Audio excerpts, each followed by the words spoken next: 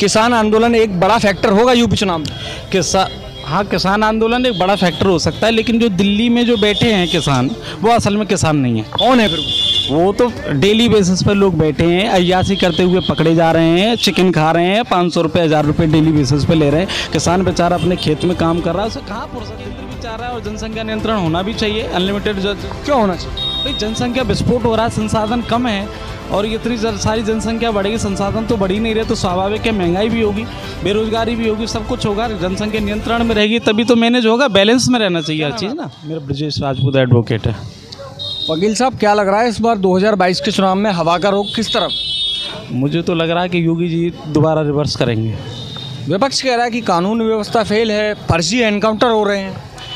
नहीं, उनका कहना फर्जी एनकाउंटर तो नहीं हो रहा है भाई, जुडिशरी बैठी है, ये तो जुडिशरी देखेगी ना, विपक्ष कैसे देखेगा कि भाई फर्जी भी। तो यही लग रहा है हम लोगों को, तो मेरा अपना पर्सनल व्यू तो यही है कि योगी जी रिपीट करेंगे। आप अधिवक्ता हैं, आपके पास हर तरीके के क्लाइंट आते होंगे, किसान भी आ रहा होगा उसमें।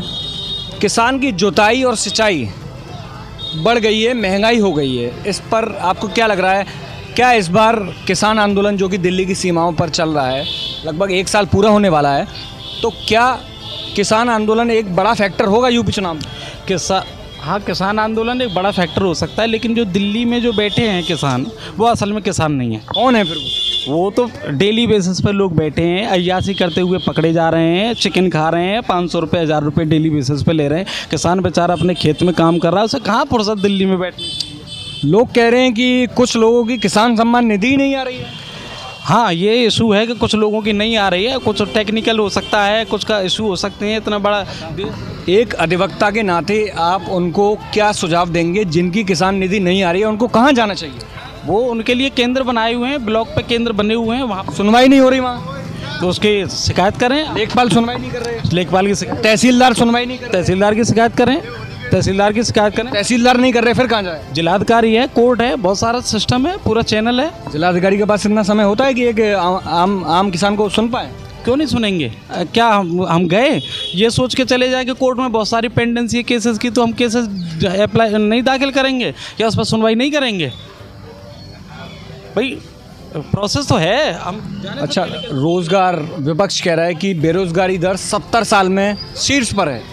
हो सकता है हो बेरोजगारी दर, जनसंख्या बढ़ेगी तो बेरोजगारी तो बढ़ेगी। जनसंख्या नियंत्रण कानून योगी सरकार का अगला कदम है, उसको लेकर क्या कहेंगे? योगी सरकार का क्या कदम है, वो तो केंद्र भी चाह रहा है, और जनसंख्या नियंत्रण होना भी चाहिए, अनलिमिटेड। क्यों होना चाहिए? भाई जनसंख्या विस्फोट हो रहा है, संसाधन कम है, और इतनी सारी जनसंख्या बढ़ेगी, संसाधन तो बढ़ ही नहीं रहे, तो स्वाभाविक है महंगाई भी होगी, बेरोजगारी भी होगी, सब कुछ होगा। जनसंख्या नियंत्रण में रहेगी तभी तो मैनेज होगा, बैलेंस में रहना चाहिए हर चीज़ ना।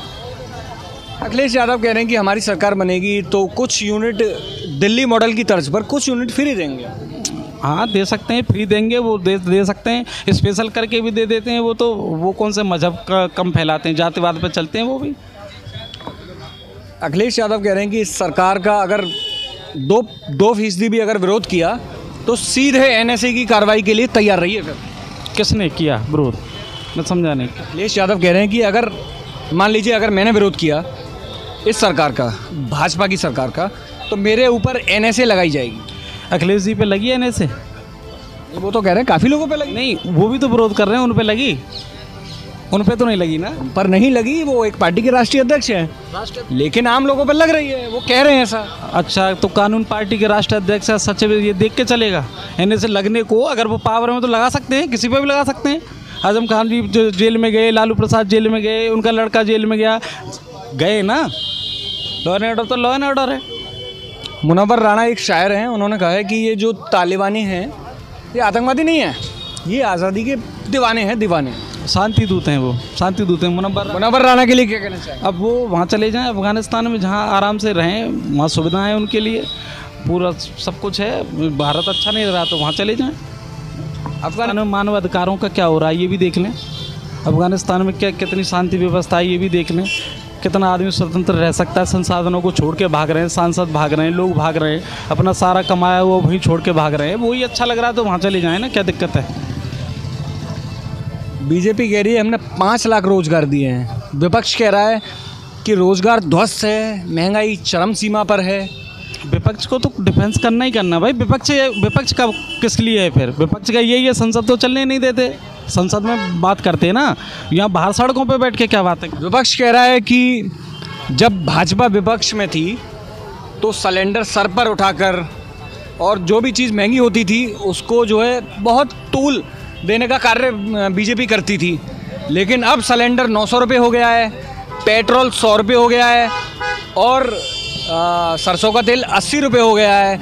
अब बीजेपी कुछ नहीं कह रही है। भाई वो तो सत्ता में, वो क्यों कहेंगे? विपक्षी उठा तो रहे हैं सिलेंडर सर पे, वे खुद भी कौन सा कम है? विपक्ष का काम है उठाना, वो उठा रहे हैं, पर रूलिंग पार्टी का काम है गवर्नेंस करना, वो गवर्नेंस कर रही है। ब्राह्मणों का आप एक अधिवक्ता हैं, और क्या लग रहा है ब्राह्मणों का उत्पीड़न बढ़ा है कि या घट गया है? नहीं, मुझे नहीं लगता कि किसी जाति विशेष का उत्पीड़न हो रहा है। बीजेपी कह रही है अगर सपा की सरकार गलती से आ गई तो एक जाति विशेष का और एक धर्म विशेष का बोलबाला हो जाएगा। ये सब चीज़ें आरोप हैं, सब लोग अपना तुष्टिकरण की राजनीति तो करते ही हैं, वो भी करते हैं।